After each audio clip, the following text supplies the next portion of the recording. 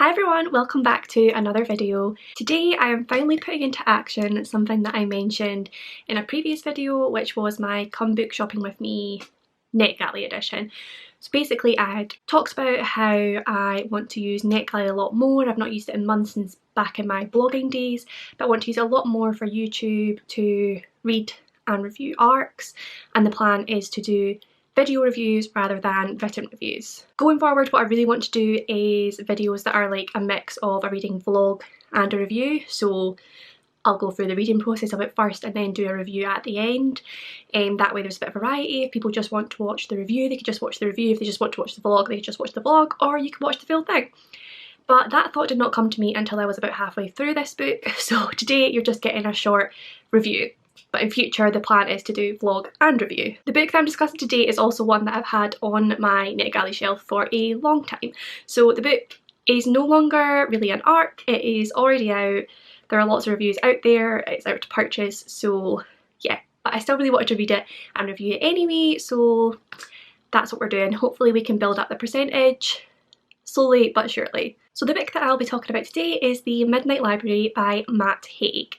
And this is one that has been talked about a lot, so you probably will have seen and read a lot about it already, but I just thought I would mention my thoughts anyway. So if you don't know, The Midnight Library is about a young woman named Nora Seed who is living a very sad, unfulfilling and depressing life. She has no family left, she has just lost her job, I believe. She's very lonely, very unfulfilled, and sees no purpose and no way ahead in life. So she therefore makes a decision to end her life, and in doing that she is transported to what is called the Midnight Library. So she wakes up there with her guide, which is her old librarian Mrs. Elm, who was her librarian when she was at school, who she formed quite a close attachment to.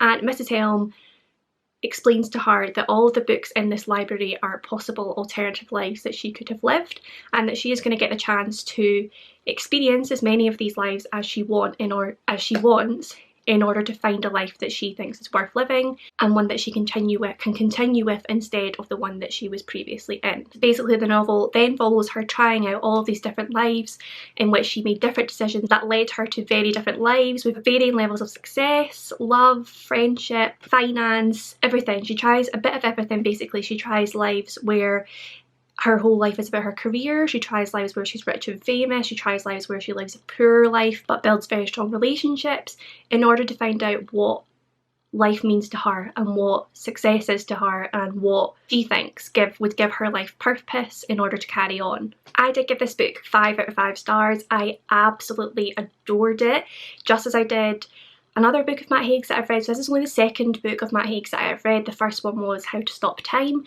and I also loved that. I reviewed that on my blog a few years ago, so that'll be linked down below if you do want to take a look at that.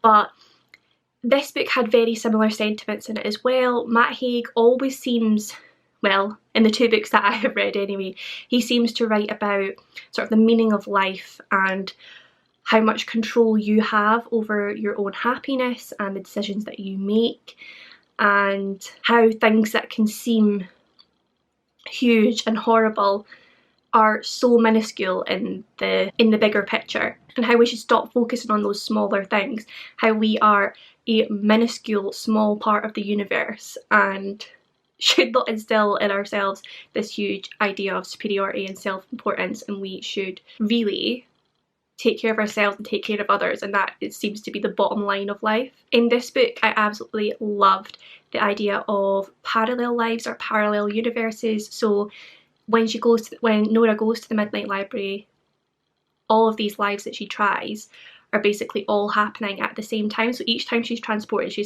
to the same time in that life, tries it out for a bit, and if she's not completely happy in it, she'll be transported back to the Midnight Library to then try out another one.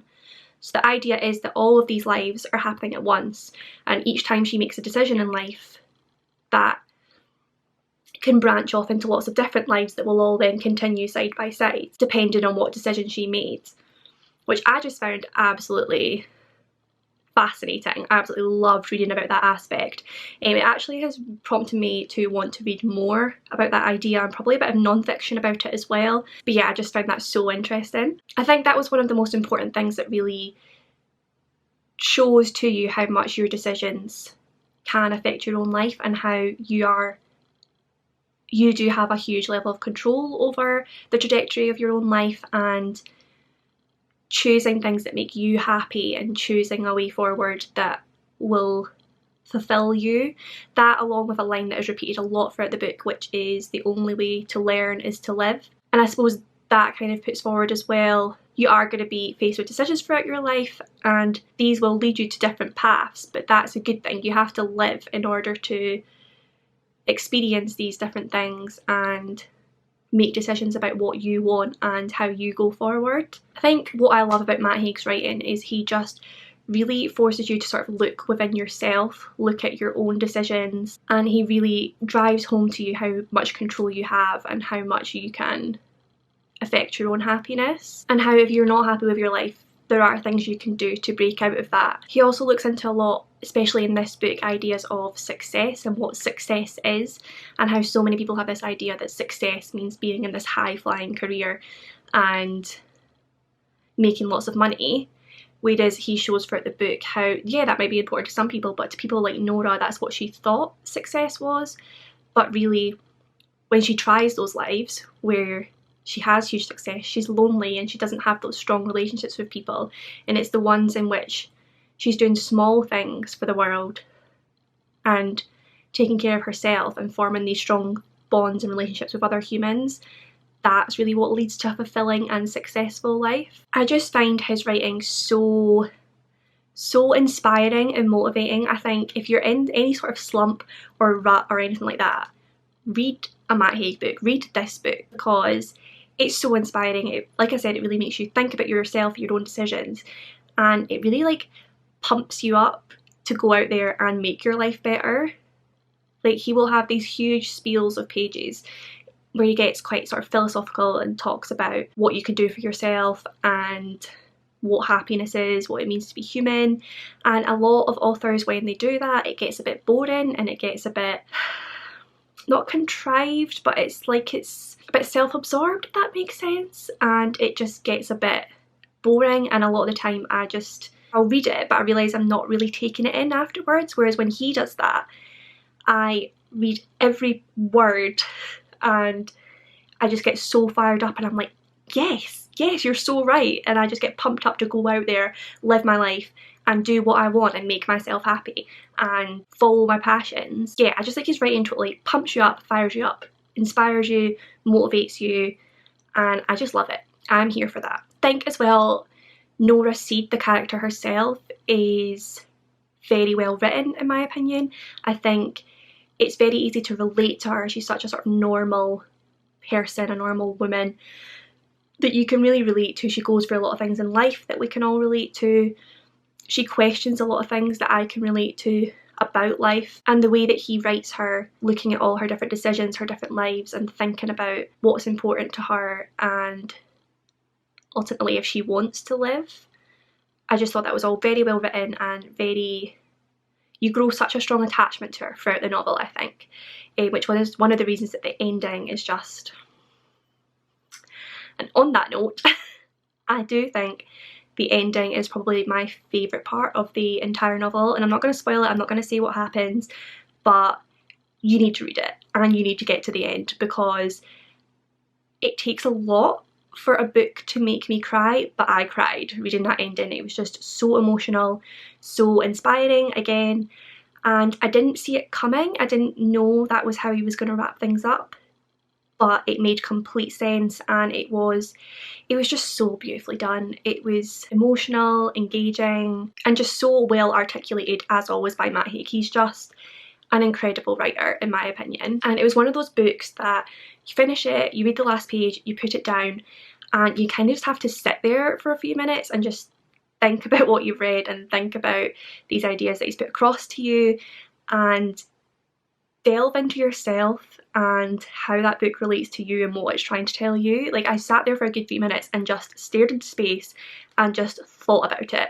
And it's also a book that stayed with me for a while afterwards. It's one that has made me have a really productive week where I've just felt so in control and so inspired to go out and get what I want. I think that's a huge thing for a fiction book to be able to do, Like obviously you read these non-fiction books all about empowering yourself and going out and getting what you want, but to read a fictional book and still get that message across and really inspire you and motivate you, I think is just a mark of how good a writer he is. And I think it also makes those ideas more accessible to people who maybe don't want to read non-fiction. You could read a fictional book with a good engaging story and still have those really key messages put across to you, and you can learn a lot about yourself and about the world just through reading fiction. But yeah, I think reading this book has just cemented in my mind how much Matt Haig is probably a favourite author of mine, and I need to read more of his. The main one I want to read that I've had recommended to me time and time again, and I actually have borrowed a copy of from my friend,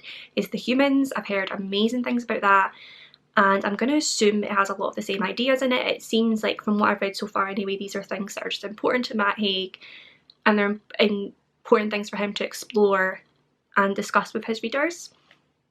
So that one will be going on a TBR very, very soon. But yeah, I'm not really sure what else to say. I think this is going to be a very, very short video.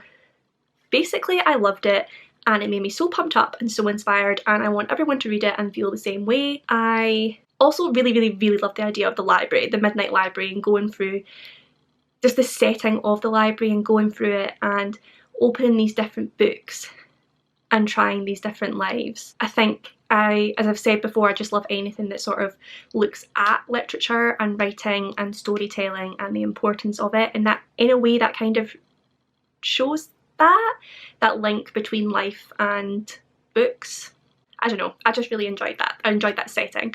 But yeah, going forward these videos will be a little bit longer because I will be doing a vlog and a review, so hopefully they'll be a bit longer and a bit more engaging. But I just wanted to get this one up there because I just loved the book and I wanted to get a review out there for it. So I think that'll conclude this for just now, but hopefully I will get another one up very soon, talking about my thoughts about another NetGalley arc. But as always, if you did enjoy this video, then do please give it a big thumbs up, subscribe for more content, comment down below with any of your thoughts and feelings, and I will see you in my next one.